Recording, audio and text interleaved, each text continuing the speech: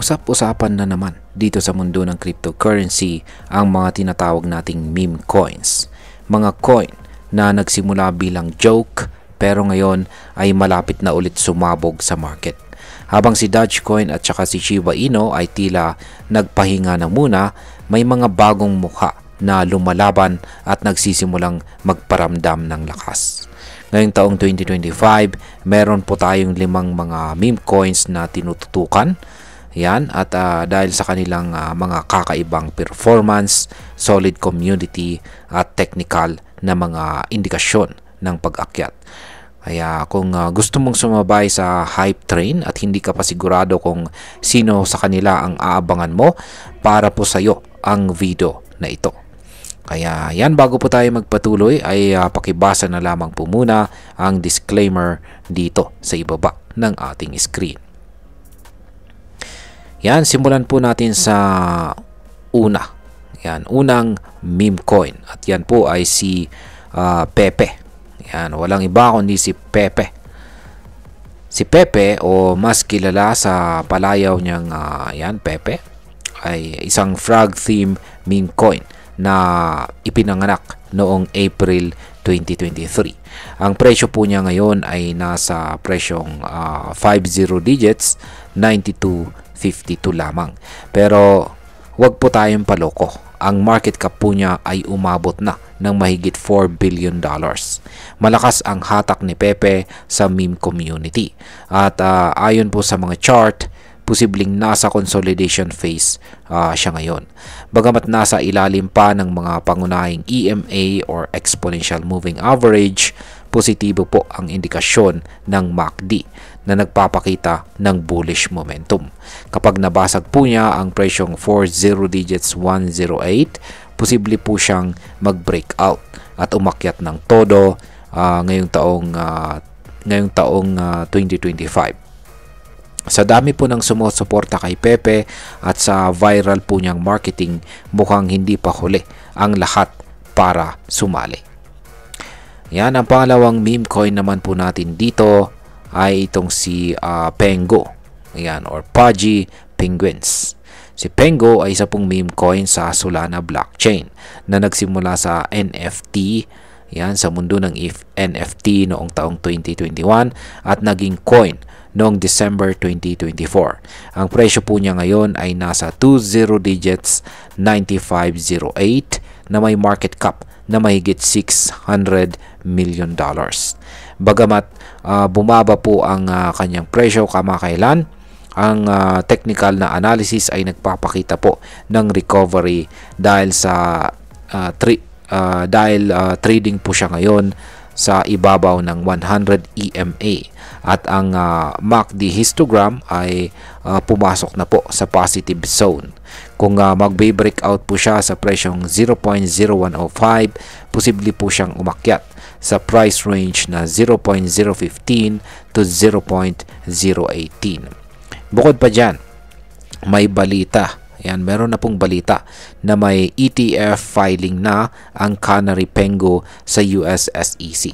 Kapag naaprubahan po ito, posibleng dumagsa ang investment mula sa mga traditional markets na syempre magdudulot ng malaking pag-angat kay Pengo.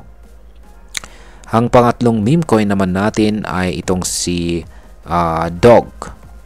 Yan. Si Dog ay hindi simpleng meme coin lamang.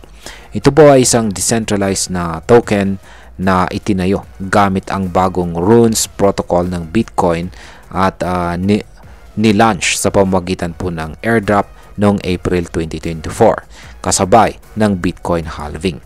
Ang presyo po niya ngayon ay nasa 20 digits 4088 na may market cap na $408.86 million. Umakyat po siya ng halos 22% sa loob lamang ng isang linggo. Sa chart, bullish po ang kanyang structure at kung mag-stay po siya sa itaas ng presyong 20 digits 380, maaaring pumalo po siya sa presyong 20 digits 450 o mas mataas pa.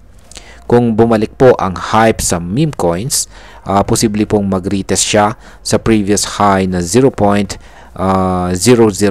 or 20 digits 6 na siyang magbibigay ng malaking upside sa mga maagang nakapasok dito. Ang pang-apat po na meme coin natin ay itong si Bonk. Ayan. Si Bonk ang una pong dog theme meme coin kay Solana na nailaunch po noong late 2022.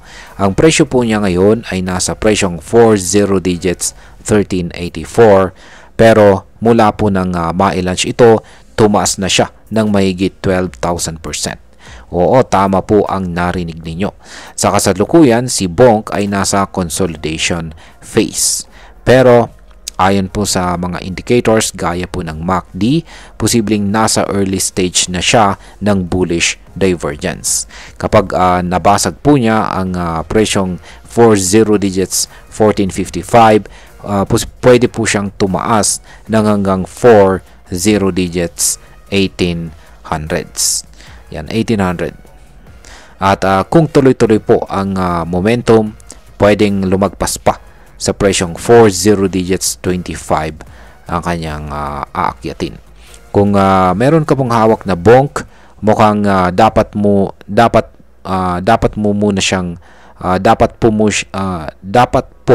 nabantayan mo siyang mabuti.